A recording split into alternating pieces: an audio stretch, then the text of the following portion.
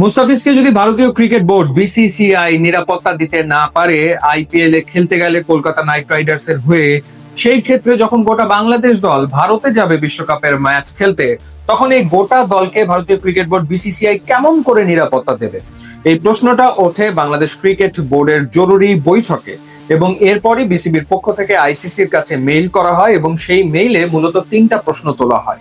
প্রশ্ন এক, কেন কি কারণে মুস্তাফিজুর রহমানকে আইপিএল থেকে ড্রপ করা হলো?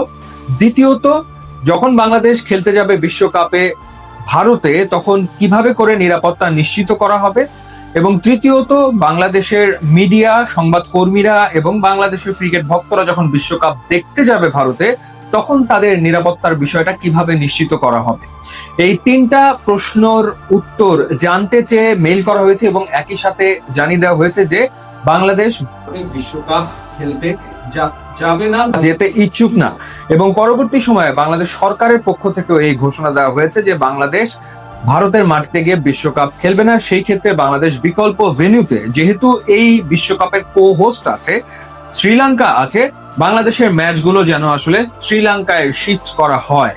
তো আইসিসির পক্ষ থেকে এখনো আনুষ্ঠানিক কোনো ঘোষণা আসেনি, কিন্তু আইসিসি বিসিবির এই মেল পেয়েছে এবং যেহেতু ছুটির দিন ছিল সেহেতু তারা এই ব্যাপারে কোনো সিদ্ধান্ত জানাতে পারেনি। কিন্তু যেটা শোনা যাচ্ছে যে আইসিসি এই ক্ষেত্রে গ্রিন সিগন্যাল দিতে যাচ্ছে, অর্থাৎ বাংলাদেশের ম্যাচগুলো এখন আর ভারতে হবে না, হবে শ্রীলঙ্কাতে।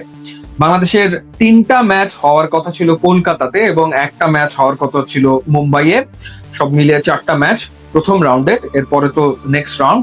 সেই ক্ষেত্রে এই ম্যাচগুলো এখন শিফট করা হবে শ্রীলঙ্কাতে। তো এটা হলো গিয়ে একটা আপডেট, এই ঘটনাটা আসলে ঘটেছে। এবং একই সাথে আগামী বছর ভারতের যে বাংলাদেশে খেলতে আসার কথা রয়েছে বাইল্যাটারাল সিরিজে, যেই আসরটা বা যেই সিরিজটা এই বছর হওয়ার কথা ছিল সেটা পোস্টপন্ড হয় এবং সেটা পোস্টপন্ড হয়ে সামনের বছরে চলে যায়।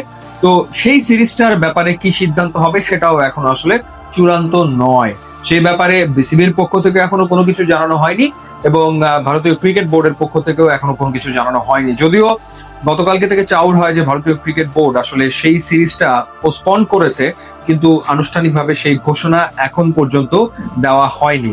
তবে ভারতীয় ক্রিকেট বোর্ড যেটা বলেছে যে বিশ্বকাপের স্কেজুয়াল হয়ে গেছে, এখন কেউ চাইলেই সেটা পরিবর্তন করা সম্ভব নয়, কারণ সবকিছু আসলে তৈরি হয়ে গেছে, স্কেজুয়াল রেডি হয়ে গেছে, সুতরাং নতুন করে এটা করা সম্ভব নয়।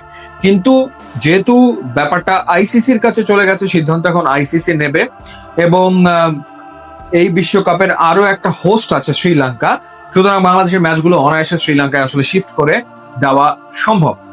আর এই ধরনের মডেলে মানে হচ্ছে আর একটা ভেন্যুতে পাকিস্তান খেলতে যাবে, সেই ধরনের যে মডেল চালু হয়েছে সেই মডেলও তো টুর্নামেন্ট একের পর এক আসলে হচ্ছে।